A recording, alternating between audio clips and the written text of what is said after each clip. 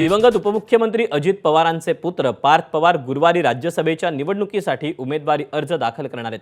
प्रदेशाध्यक्ष सुनील तटकरे, उपमुख्यमंत्री सुनेत्रा पवार, राष्ट्रीय कार्याध्यक्ष प्रफुल्ल पटेल यांच्या उपस्थितीत पार्थ पवार त्यांचा उमेदवारी अर्ज दाखल करतील। याआधी 2019 मध्ये पार्थ पवार यांनी मावळ मतदारसंघातून लोकसभेची निवडणूक लढवली होती। त्यावेळी श्रीरंग बारणेंनी पार्थ पवारांचा पराभव केला होता।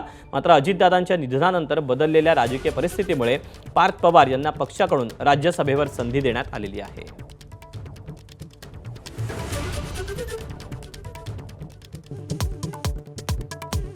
इराणचा चर्चेचा प्रस्ताव अमेरिकन राष्ट्राध्यक्ष डोनाल्ड ट्रम्प यांनी फेटाळला। अमेरिका विरुद्ध इराण युद्धाच्या चौथ्या दिवशी दोन्ही बाजूंनी बेछूट हल्ले सुरूच। इराणमधल्या मृतांचा आकडा 787 वर। अमेरिका आणि इराणमधल्या युद्धाची झळ भारतालाही। आयात निर्यात ठप्प झाल्यानं व्यापारी कात्रीत, तर होर्मुझची खाडी बंद करत इराणकडून आर्थिक नाकाबंदी, कच्च्या तेलाचा भडका उडण्याची चिन्ह।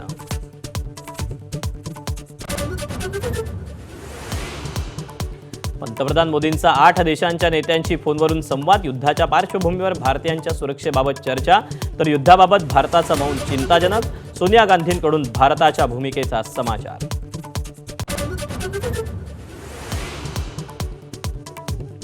इराण अमेरिका युद्ध भडकल्यानं अनेक भारतीय पर्यटक आणि विद्यार्थी अडकले। कोल्हापुरातील 25 तर कल्याणमधील 6 पर्यटक मायदेशी। गिरीश महाजन संकटमोचकाच्या भूमिकेत, तर एकनाथ शिंदेही मदतीसाठी सरसावले।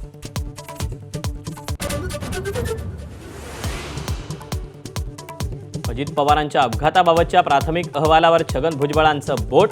विमान झाडावर आदळल्याच्या दाव्यावर शंका उपस्थित, तर बाळासाहेब ठाकरेंच्या अटकेसाठी दबाव टाकला नसल्याचं सांगत माजी एटीएस प्रमुखांच्या दाव्याचं खंडन।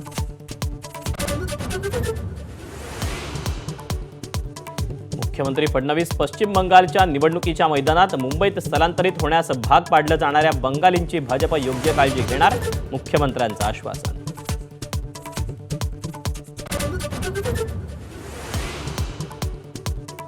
राज्यसभेच्या एकमेव जागेसाठी मवियाकडून शरद पवारांचं नाव अंतिम केलं जाण्याची शक्यता।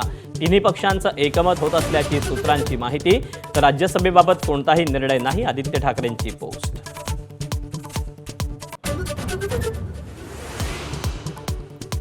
देशासह राज्यभरात धुलीवंदनाचा उत्साह। सोलापुरात बंजारा समाजाचा धुंड सोहळा, तर ठाण्याच्या कळव्यात गौतमी पाटीलच्या नृत्याची धूम।